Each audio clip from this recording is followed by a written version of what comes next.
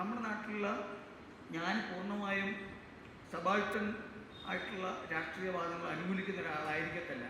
ഈ നമ്മുടെ സ്വത്വ രാഷ്ട്രീയത്തിന് വലിയ പ്രസക്തി, ഇടതുപക്ഷ രാഷ്ട്രീയത്തെക്കാളും പ്രസക്തി ദൈക്ഷണികമായും നൈതികമായും ഉണ്ടെന്ന് വിചാരിക്കുമ്പോൾ തന്നെ കേരളത്തിലെ അംബേദ്കറിസ്റ്റുകളായ സ്വത്വവാദികൾ പലരും ഗാന്ധിയെ കോൺട്ര ചെയ്യുന്ന റിഡക്ഷനിസം തെറ്റാണ്. ഗാന്ധിയെ വളരെ റിഡക്ഷനിസ്റ്റിക് ആയിട്ടാണ് പല അംബേദ്കറിസ്റ്റുകളും വ്യാഖ്യാനിക്കുന്നത്. അത് ഗാന്ധിയെ നേരെ വായിക്കാത്തതാണ്. ഇങ്ങനെയൊക്കെ കേരളത്തിന് കേരള ലിറ്ററേച്ചർ ഫെസ്റ്റിവൽ ഒരു ഗാന്ധി സക്കറിയും എസ്കുവാരാഷനും തമ്മിൽ കൊണ്ടിരുന്നൊരു സെഷൻ കഴിഞ്ഞിട്ട് ഒരു അംബേദ്കറിസ്റ്റ് അയാൾ നല്ല മനുഷ്യനാണ്, ജനുവനായിട്ടാണ് പറയുന്നത്.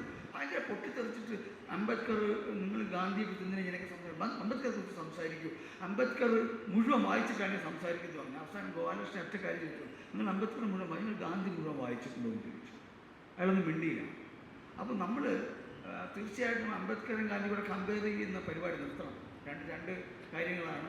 ചില രാഷ്ട്രീയമായി ഗാന്ധിയെ വിമർശനാത്മകമായിട്ട് കാണുന്ന സന്ദർഭങ്ങൾ രാഷ്ട്രീയത്തിൻ്റെ നൈതിക ചർച്ചകൾ എപ്പോഴും കടന്നു വരേണ്ടതുമാണ്.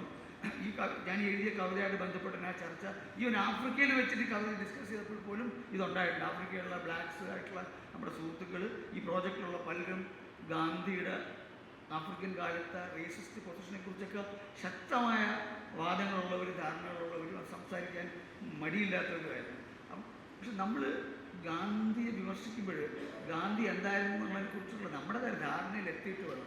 അതിന് സഹിഷ്ണുത എന്ന് പറയുന്ന സാധനം ചുമ്മാ ഉണ്ടാവില്ല. അതൊരു വിശാലമായ ദർശനത്തിൽ കൂടെ ഉണ്ടാവും. സഹിഷ്ണുത നമ്മൾ കൃത്യമായിട്ട് ഉണ്ടാക്കാൻ പറ്റില്ല. അതുകൊണ്ട് അയാൾ അസഹിഷ്ണുത തെറ്റെന്നാണ് ഞാൻ പറയില്ല. ഒരു അംബേദ്കർ അസഹിഷ്ണുത തെറ്റെന്ന് ഞാൻ പറയില്ല. പക്ഷേ ആ അസഹിഷ്ണുതയുടെ കാരണം അവരന്വേഷിക്കേണ്ടതുണ്ട്. ആ അന്വേഷണം ഗാന്ധിയുടെ വിശദമായ വായനയെ കൊണ്ട് എത്തണമെന്ന്. ആ ഒരു കാരണം കൊണ്ടുണ്ട് ഗാന്ധിയെക്കുറിച്ച് കൂടുതൽ എഴുതണമെന്ന് ഞാൻ വിചാരിക്കുന്നതിൻ്റെ പിന്നിൽ ആ കാരണങ്ങളുണ്ട്. ഈയിടയ്ക്ക് ഞാൻ വീണ്ടും ഒരു കവിത എഴുതിയായിരുന്നു, ചെറിയൊരു കവിത എഴുതിയത്. അതൊരു പർട്ടിക്കുലർ ആവശ്യത്തിന് വേണ്ടി എഴുതിയതാണ്. ഗാന്ധിയുടെ സന്ദർശനത്തിൻ്റെ 9-ാം തീയതിയാണ്, 8-ാം തീയതി 9-ാം തീയതിയോ ആണ് 1924 മാർച്ച് 9-ാം തീയതി 8-ാം തീയതിയാണ് ഗാന്ധി കേരളത്തിൽ വരുന്നത്. അതിൻ്റെ ഒരു ആഘോഷമായിട്ട് ബന്ധപ്പെട്ടാണ് എഴുതുന്നത്.